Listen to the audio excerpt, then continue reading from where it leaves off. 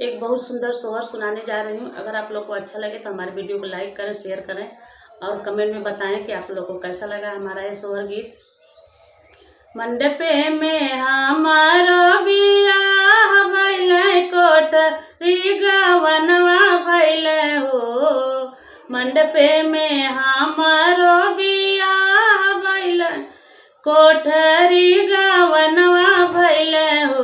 मोरी राजा सुती उठी मुहवा निरे कैधाना हो, बड़ी सुंदर हो। मोरी राजा सुती उठी मुहवा निरे कैधाना हो, बड़ी सुंदर हो। जिन करिया घर से बासनावा त निमजिया बरतना हो धाना जी सिजिया राम रसोईया चुनरिया अपन बचा लिया हो।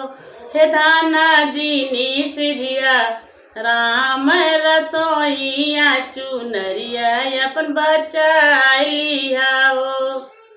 के करी है घर से बासना माता के बर्तन माजी है हो। के करी है घर से बासना माता के बर्तन माजी है हो। मोरी राजा के सिजिया राम रसोईया चुनरिया हमारी बच जई है हो। मोरी राजा के सिजिया राम रसोईया चुनरिया हमारी बच जई है हो। हम करी है घर से बासनावा बहिनिया बर्तन माजी है हो। हम करी है घर से बासनावा बहिनिया बर्तन माजी है हो। धाना भाभी सिजिया राम रसोईया चुनरिया तुहरी बच जई है हो। धाना भाभी सिजिया राम रसोईया चुनरिया तुहरी बच जई हो। दुअरे से आवेला भैया त अम्मा से आराज करे हो। दुअरे से आवेला भैया त अम्मा से आराज करे हो। हे अम्मा बड़े रेसा हेब के बिटियावा कोठरिया दिया तू ना हो। हे अम्मा बड़े रेसा हेब के बिटियावा कोठरिया घरवा दिया न हो। दुअरे से आवेला राजा त अम्मा से राज करे हो। हे अम्मा बड़ी रेसा हेब के बहिनिया कोठरिया घरवा दिया न हो। हे अम्मा बड़े रेसा हेब के बहिनिया कोठरिया घरवा दिया न हो।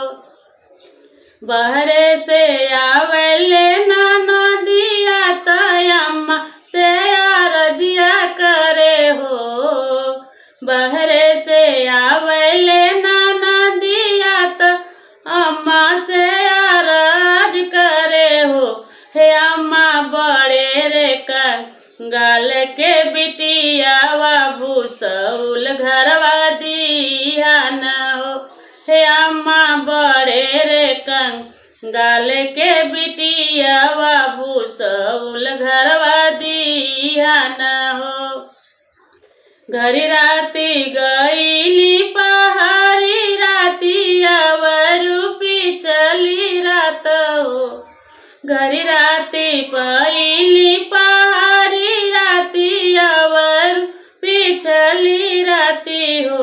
हे बाबू बाजे लागल अनधा बधाइया उठन लागे सोहर हो। हे बाबू बाजे लागल अनध बधाइया उठन लागे सोहर हो। गावतिया वैली सासु